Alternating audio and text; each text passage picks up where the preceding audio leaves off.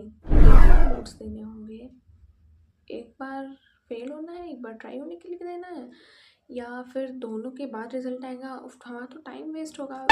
Stop thinking these all. So hey everyone, welcome back to my channel. Myself Divya Raj and I am a NEET aspirant. So yes, CBSE ने market में एक नया bomb explore किया है. But let me tell you something, what the bomb is called as. So the bomb is two-phase board exam. Now what does it mean?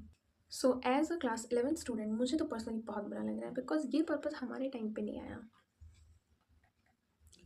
Don't get wrongs, ये जो purpose है ना, it is really very great, very helpful and it is going to help you a lot. How and when and why वो मैं detail में बताऊंगी. So stay till end in the video. Let's start.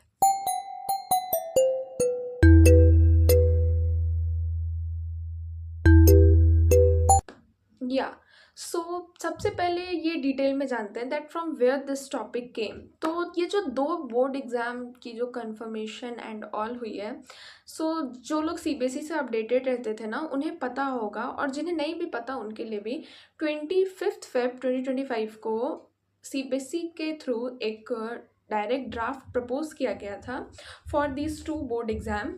तो उस time पे और इसकी last date थी आई थिंक अराउंड 8th और 9th मार्च. तो उस टाइम पे ना जो रिव्यू लिया गया था that we should start this or not. तो उसके बाद 9th मार्च के बाद सीबीएसई ने कोई अपडेट दिया नहीं एंड आफ्टर दैट 10th के रिजल्ट आ गए. बट अभी सडनली सीबीएसई ने जो अपना सर्कुलर भेजा है उसमें ये क्लियरली मेंशन है that what are going to happen from this year. Two-phase board exam, date sheet, result date, everything is clearly mentioned in that page, that PDF, sorry. Now, what's going under this system? So, this system will majorly consist two board exam. First, phase 1, phase 2. Phase 1 will be your main exam and phase 2 will be as an improvement exam. Please mention the point. Please note down the point. The phase 2 exam is not the important exam. It is only like improvement exam. जो first phase का exam है वो 17th Feb से 6th मार्च तक होगा और उसकी जो रिज़ल्ट है वो 20th अप्रैल तक मोस्ट प्रोबेबली आ जाएगी. अराउंड 1-2 दिन पहले या 1-2 दिन बाद भी आ सकती है. और जो सेकंड फेज़ में एग्ज़ाम है वो 5th मई से 21st मई तक होगी और उसकी जो रिज़ल्ट है ना वो 30th जून तक कन्फर्मली आ जाएगी. Now the point is the second phase exam important, really important, और is it really necessary to give. तो बहुत सारे डाउट्स होंगे हर एक स्टूडेंट्स के माइंड में. So let's clear this one by one. Please mention one more point. दोनों exam में किसी में भी सिलेबस रिडक्शन नहीं हो रहा. Your whole syllabus is going to come. Please start preparing according to that. कुछ लोगों को ऐसा लग रहा होगा दैट फेज़ 1 फेज़ 2 में एग्जाम है तो फेज़ 1 में सिलेबस थोड़ा कम आएगा, फेज़ 2 में बाकी पूरा होल बुक आएगा. तो ऐसा कुछ भी नहीं है. Phase 1 is the important exam जो हर साल होता है फेब और मार्च में, तो उसमें सिलेबस तो पूरी ही आएंगी. और फेज़ 2 जो कि मई में होने वाला है तो उसमें तो डेफिनेट है कि सिलेबस पूरा आएगा. So no reduction of syllabus is going. तो ये थॉट अपने दिमाग से निकाल दो, ऐसा कुछ नहीं हो रहा है. And now let's move to the topics briefly. Now let's talk about the phase 2 exam that is improvement exam.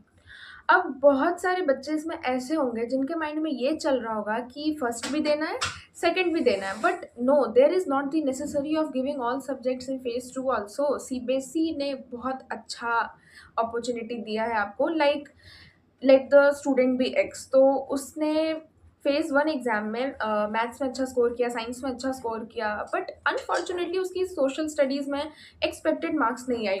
सो अब क्या फेज़ 2 में उसको सारे सब्जेक्ट रिपीट करने होंगे? No, definitely not.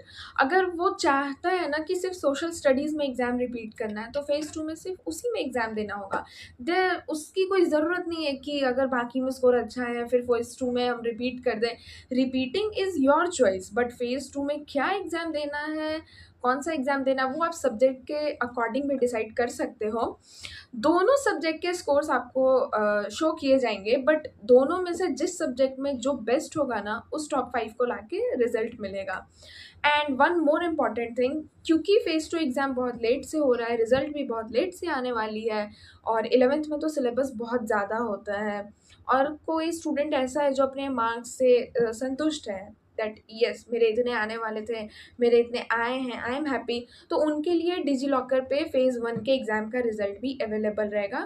No need to worry कि हमें तो फ़ेज़ 2 एग्ज़ाम देना नहीं है, बट उसके लिए फिर इतना टाइम लग जाएगा, एडमिशन नहीं हो पाएगा। डिजी लॉकर पे फ़ेज़ 1 का रिज़ल्ट अवेलेबल होगा। फॉर दो स्टूडेंट जो फ़ेज़ 2 देंगे, उनका भी रिज़ल्ट डिजी लॉकर पे आएगा, but with the improvement exam marks. Suppose अगर आपने, और कुछ students for some extra ultra pro legend student जिन्होंने फ़ेज़ 1 का भी एग्ज़ाम दिया है, फ़ेज़ 2 का भी एग्ज़ाम दिया है, तो उनका जो रिज़ल्ट डिजी लॉकर पे शो करेगा, वो दोनों फ़ेज़ में जिस सब्जेक्ट में जिसमें बेस्ट स्कोर होंगे उसके अकॉर्डिंग वो टॉप 5 मार्क्स उसको सर्कुलेट कर दिए जाएंगे।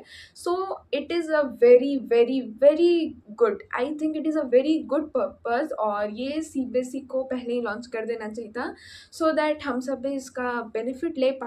बट नो वरीज, ये 2026 में आया है, so I think that every one should take this offer. आप लो, आपको देना हो एग्ज़ाम, नहीं देना हो बट ले लो। देखो, personally I will suggest that you should definitely go for the phase 2 exam also, क्योंकि कल क्या होने वाला है ना वो किसी को नहीं पता। सपोज़ कोई बच्चा बहुत ज़्यादा इंटेलिजेंट है, जिसे ये लग रहा है कि नहीं फ़ेज़ 1 में मेरा क्लियर हो जाएगा, तो ठीक है फ़ेज़ 2 मत लो, but nobody knows what's going to happen tomorrow. अगर कल को कुछ हो जाए, किसी रीज़न की वजह से आपका स्कोर नहीं कर पाए, या फिर बहुत सारी चीज़ें होती हैं जिसकी वजह से आप शायद कभी डीमोटिवेटेड हो जाओ, तो एग्ज़ाम अच्छा ना जा पाए, तो सीबीएसई ने इस बार तो आपको वो दिया ना इस्तेमाल करने के लिए, उसने तो सब कुछ बेनिफिशियल दिया आपको, then why will you not use the advantage of this. तो आपको लेना चाहिए, देना ना देना that depends on you. CBSE की फ़ी इतनी ज़्यादा भी नहीं है, बट यस देना ना देना that depends on you. Suppose आपने दोनों एग्ज़ाम के लिए दे दिया और आपके फर्स्ट में ही अच्छे स्कोर आ गए, तो गिल्ट करने का क्या पॉइंट है? अच्छे स्कोर आ गए, go and take admission to a very good college or a school. बट अगर अपॉर्चुनिटी हाथ से गई ना, तो वो दोबारा नहीं आने वाली। उस टाइम पे अगर आप बोलोगे कि फ़ेज़ 2 का एग्ज़ाम देना है चाहे कैसे भी दे, तो आई डोंट थिंक उस टाइम तो ये ऑप्शन नहीं मिलेगा। सो अगर स्कूल में पूछा जाता है कि फ़ेज़ 2 एग्ज़ाम के लिए भी ऑप्ट करना है, सो डेफिनेटली से yes, that will help you a lot. अब सीबीएसई सारी फैसिलिटीज़ आपको थोड़ी ना दे देगी, कुछ फ़ील उससे भी तो चाहिए। इसीलिए एक और क्राइटेरिया है, जब आप फ़ेज़ 1 का एग्ज़ाम देने के लिए अपीयर होगे ना, उससे पहले स्कूल वाले आपसे पूछेंगे, वो फॉर्म फिलअप करते टाइम स्कूल वाले पूछेंगे कि फ़ेज़ 2 देना है या नहीं। अब इससे क्या होगा, दोनों की फ़ीस आपको देनी होगी, fees is non refundable, mark the point, fees return नहीं होगा, चाहे आप दूसरा फ़ेज़ का एग्ज़ाम दो या ना दो। कुछ फ़ायदे सीबीएसई को भी चाहिए, ऐसा नहीं है कि फ़ेज़ 2 देना है ठीक है, हमने अप्रैल में जाके फ़ीस दे दी, नहीं देना ठीक है, हमें हमारा फ़ेज़ रिटर्न कर दो, हम फ़ेज़ 1 के रिज़ल्ट से खुश हैं, हमें फ़ेज़ 2 नहीं देना। कुछ पॉइंट सीबीएसई को भी चाहिए खुद को खुश रखने के लिए, दैट्स वाई ये भी है कि आपको फ़ेज़ 1 के टाइम में डिसाइड करना होगा कि फ़ेज़ 2 ऑप्ट करना है या नहीं। But I will say please go for phase 2 also, please. So या this was all about the video, और किसी को कोई डाउट है तो let me know in the comment section, मैं वहाँ पे रिप्लाई करने का ट्राई करती हूँ सबको। एक्स्ट्रा डाउट है तो comment my DM, and I don't think so कि अब आगे डाउट्स होगी, क्योंकि धीरे धीरे ये न्यूज़ बहुत अच्छे से एक्सप्लेनेशन मिल रहे हैं सारे एजुकेशन चैनल्स पे। बट आई थॉट मेरा शेयर करना थोड़ा इंपॉर्टेंट था as a student point of view. But किसी को कोई डाउट है तो let me know in the comment section.